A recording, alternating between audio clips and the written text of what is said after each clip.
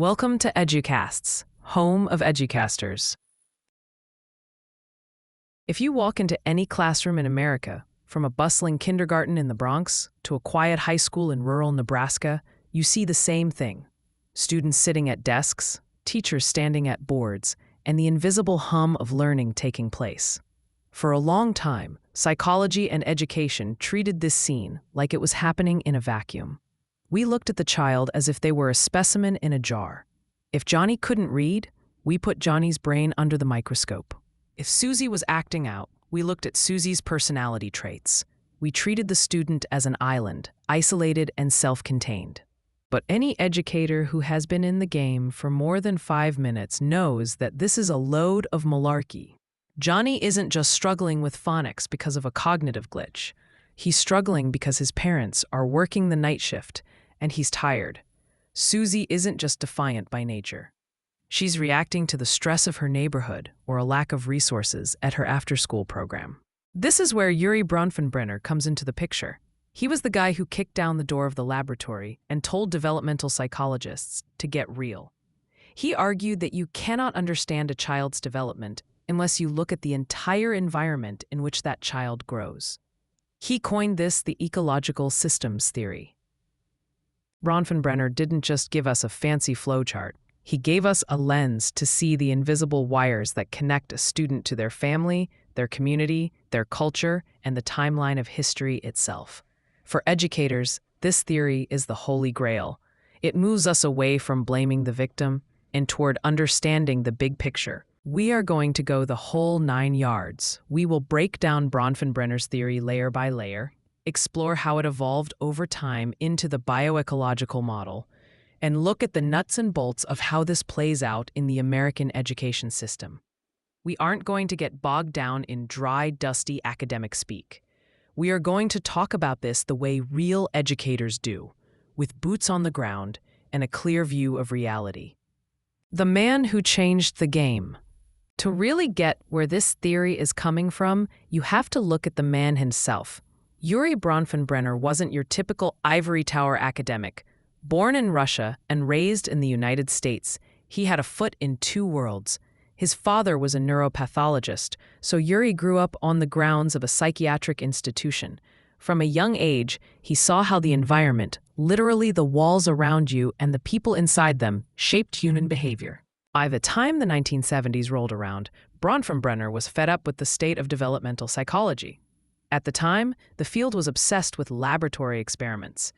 Researchers would bring a kid into a sterile white room, have a stranger ask them questions, and then make grand generalizations about human nature based on that 30-minute interaction. Bronfenbrenner famously quipped that developmental psychology had become the science of the strange behavior of children in strange situations, with strange adults, for the briefest possible periods of time. He knew this was nonsense. Real life doesn't happen in a lab. Real life happens at the dinner table, on the playground, in the grocery store line, and in the classroom. He proposed that human development is an active, dynamic process. It is not just about your genes, nature, or just about how you were raised, nurture. It is about the complex dance between the two. He visualized this environment as a set of nested structures, like a set of Russian dolls. The child is at the center, and the world wraps around them in layers. The microsystem, where the rubber meets the road. The first layer, the one closest to the child, is the microsystem. This is where the action is. The microsystem consists of the immediate environments where the child interacts with people face to face.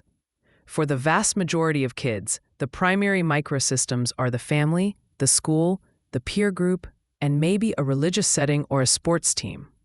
What's crucial to understand here, and where a lot of rookies get it wrong, is that the influence in a microsystem is bidirectional. It's a two-way street. Sure, parents influence the child. That's Psychology 101. If a dad reads to his daughter every night, her literacy skills likely go up. But Bronfenbrenner pointed out that the child also influences the parent. A colicky, difficult baby might make a parent feel stressed and less patient. A smiling, easygoing baby might elicit more warmth and cuddling. The child isn't just a blank slate being written on. They are holding a pen too. The classroom as a microsystem. In education, the classroom is the ultimate microsystem. The physical layout of the room, the teacher's tone of voice, the curriculum, and the peer dynamics all hit the student directly. Think about a student named Marcus. In Mrs. Johnson's class, the vibe is warm and collaborative. Mrs. Johnson greets Marcus at the door. The desks are arranged in groups. This environment, context, encourages Marcus to speak up and take risks. Now, put Marcus in Mr. Smith's class, down the hall, where the rows are straight. Silence is golden, and the teacher creates a high-stress atmosphere. Marcus might shut down. Same kid, different microsystem. Totally different developmental outcome. But remember the bi-directional part. If Marcus comes in with a bad attitude because he didn't eat breakfast, he changes the dynamic of the classroom. He might snap at Mrs. Johnson, altering her mood, which then impacts how she teaches the rest of the class. It is a constant feedback loop. The peer group factor. As kids get older, the peer group microsystem starts to muscle in on the territory of the family and school. In middle school, what your friends think often holds more water than what your teacher thinks. If the peer group values academic success, the student is lifted up. If the peer group thinks trying hard in school is uncool, the student faces a brutal conflict within their microsystem. Educators need to have their heads on a swivel regarding these dynamics. We can't just teach content. We have to curate the microsystem. We have to build a classroom culture where the bi-directional arrows point toward growth, safety, and respect. The mesosystem, connecting the dots. If the microsystem is the dots, the mesosystem is the lines connecting them. This is the second layer of Bronfenbrenner's model, and honestly, it is where the system often breaks down for our most vulnerable students. The mesosystem describes the interactions between the microsystems. It's the relationship between home and school, between school and the neighborhood, or between the family and the peer group. Bronfenbrenner argued that development is optimized when the different microsystems are in sync, when they share similar values, goals, and communication styles. The home-school connection. A classic example of a strong mesosystem is the parent-teacher conference. When a parent and a teacher are on the same page, comparing notes and reinforcing the same messages, the child has a safety net. The child knows that what happens at school matters at home, and vice versa. There is consistency. However, when the mesosystem is weak or conflicted, the child suffers. Let's say a student, let's call her Sarah, is taught at school that asking questions and challenging authority is a sign of critical thinking.